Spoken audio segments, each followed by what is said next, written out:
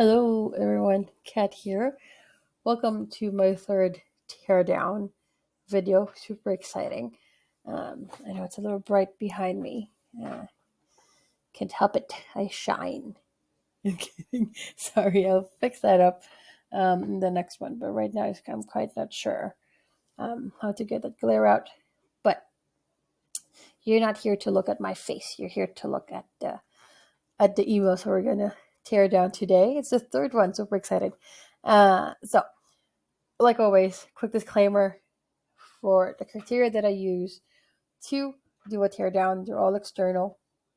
I don't work for any of these companies, so obviously I have no access to metrics and I make no assumptions on how much each email has made or not, revenue wise or any other metrics. Cool. And friendly reminder that this is done in the spirit of studying. I am a total email nerd and I do this for fun, really. So, and I have done a teardown of my own emails too. So, give as good as you get. And again, nothing mean spirited about this. And I do this with respect. Cool? Awesome. Let's get started. If you've seen my past couple of teardowns, you might notice that I moved branding couple notches down the list. It used to be the first one. That's because I realized that there's really no point in talking about branding if I haven't seen the design of the email and the copy and how it matches with their website and overall other emails if I have access to them. So I've moved it down. Cool. So let's get started. It's a little different today because this is not a campaign email. This is an email that belongs to a sunset series. Some of you might know this as the breakup or unengaged flow. Cool. So these two little eggs caught my eye. So let's take a look at the design. So by the way, this email is meant to kind of capture people who haven't been engaging with your email. It depends on the company on what they mean by unengaged. Some of them would say if you haven't opened or clicked my emails in the past 6 months type of thing, you're going to be in the series. Some have more tolerance. They would wait a year before they get rid of you and from their list before they suppress you. It depends on the company. But either way, at some point you're going to get this. This is good for list hygiene. It's good for list management.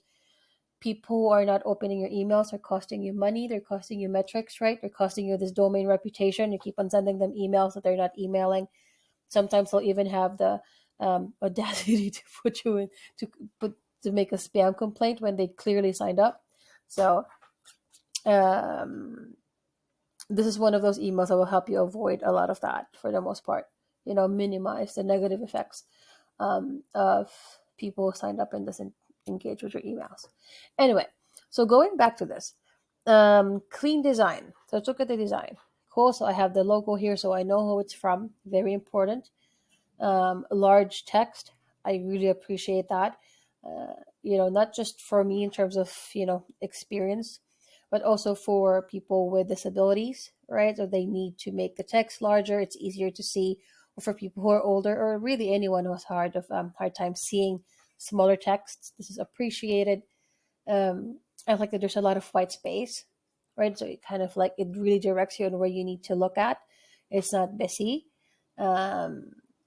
This call to action, they're not really buttons, but there should be, in my opinion. This could be improved and make it pop out more because it kind of blends in. It's hard to, I'm trying to figure out what you want me to do. This is a bit hidden. And then the footer suddenly gets busy. You see here at the top, it's so nice and clean, lots of white space. And then I get here and suddenly I have 12 other things to click on. There's like 6 here in the footer nav and then another 6 for social. You're asking me to stay or to leave. And then suddenly there's also other 12 things here. I think some padding here at the bottom underneath customize and unsubscribe could help. So I say in terms of design, I like the upper half because it's clean. The lower half gets busy, but I think a couple of rearrangements here and there would make it better. Some padding here just to separate the body from from the body from the footer. I think that would be good. Cool. So I'll give this a 1. Right? It's there. The design is there. It's nice. It's just that it needs a little tweaking at the footer, in my humble opinion. Creative copy. Let's look at the subject line. I am big on subject lines. We have a question for you. I like that. I'll open this email. If this landed in my inbox, I'd open it because somebody has a question. And then I open the email and I say here, no hard feelings. I mean, I get the pun. There's the egg, hard-boiled egg. That said, I would open this email and somebody says no hard feelings. I'd say, well, what did I do to you? You told me you have a question, and now you're telling me no hard feelings. Here's the thing. I've talked about this before. A subject line is a promise that you make to someone that whatever's on that subject line or whatever curiosity that you're trying to pick at that subject line, it better be in there. It better be answered there, or it better be matched. So, for example, if you send me an email saying it's summertime or it's summer, baby, something. When I open that email, it better be summer all over that email. The design, the copy, the feel, what you're asking me to do has something to do with summer, right? Buy stuff for summer type of thing. So in this instance, you're telling me you have a question for me. I open it and there's no question. You're telling me no hard feelings because that's the first thing I'm going to see. We noticed you haven't opened an email from us for in a long time. We want to respect your preferences and give you an opportunity to tell us what you'd like to do. Oh, you're giving me the opportunity to tell you what I'd like to do.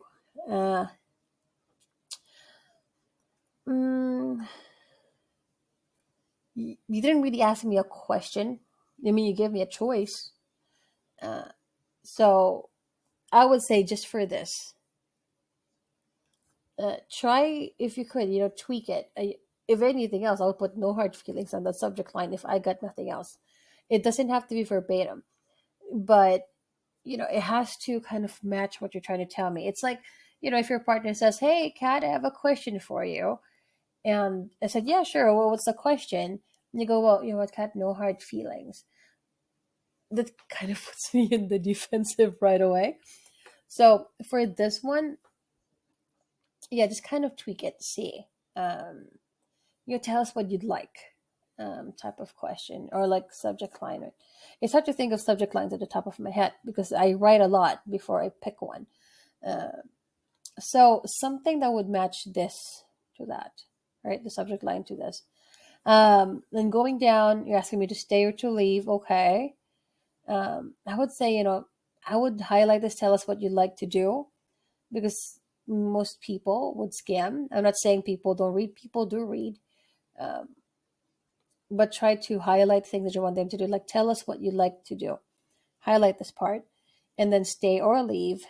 And then I appreciate this because, you're saying goodbye, but just because someone's not opening your email doesn't mean they want to go per se.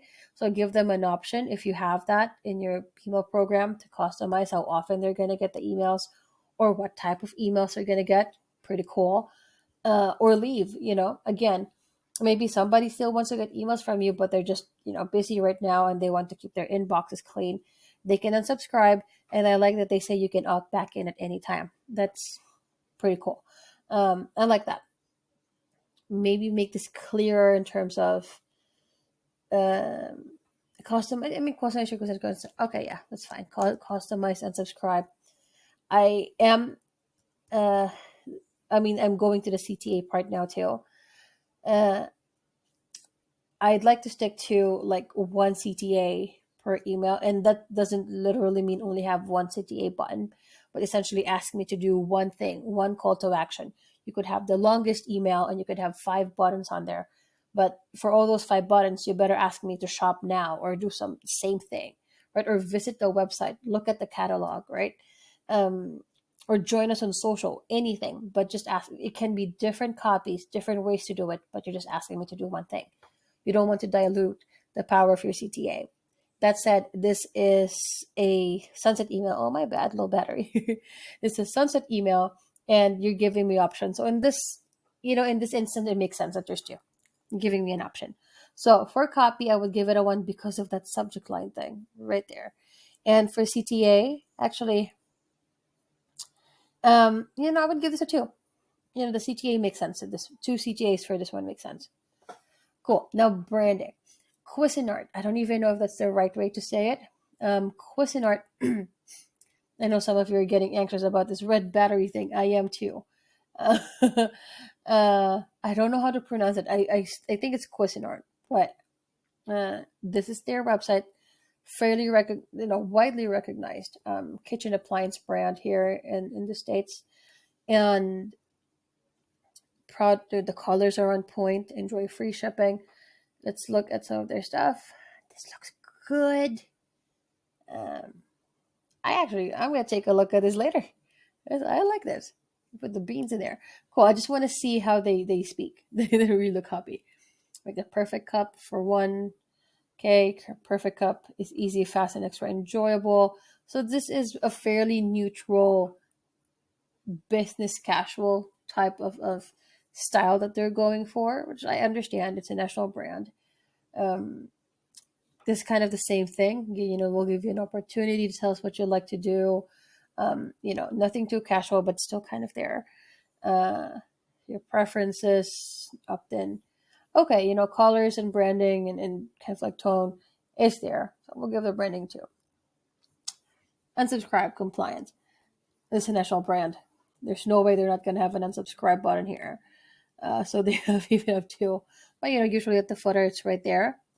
And, that's an automatic 2. They have it. You might say, Kat, why are you giving such a big score for a stupid unsubscribe link? Because not only is it compliant, it's also good practice and it's respectful, human to human. If someone doesn't want to talk to you anymore, let them go. Okay? If they come back, good. You suppress their information, so there. But my point is, if someone wants to leave your list, let them leave. They're not engaging. They might even mark you as a spam, but they're costing you metrics, they're costing you money. Let them go. Cool. So looking at this, at the total, I have an 8 out of 10 email. Now, had I not used this scoring system, I would have given this email maybe a 6 or a 7 max. Because this kind of like, the footer is like, it's so busy. And then this subject line didn't quite match what I would be expecting had I opened this email. But because we are trying to be as objective as possible and trying to remove, a lot of the feelings and a lot of personal preferences that I have, it's already there, but minimizing that.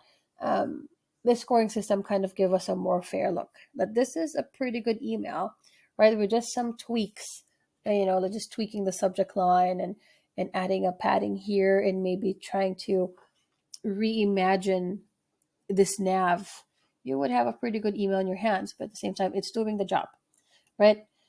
It's a breakup email and it's an unengaged email where I'm asking you to stay or to leave. Yeah, cool. That's the end of our teardown. I hope you got something out of it. This was fun.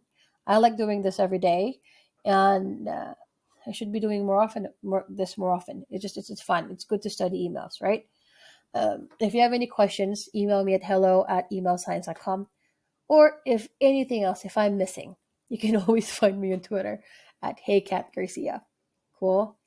Thank you for watching and have a good day. Bye-bye.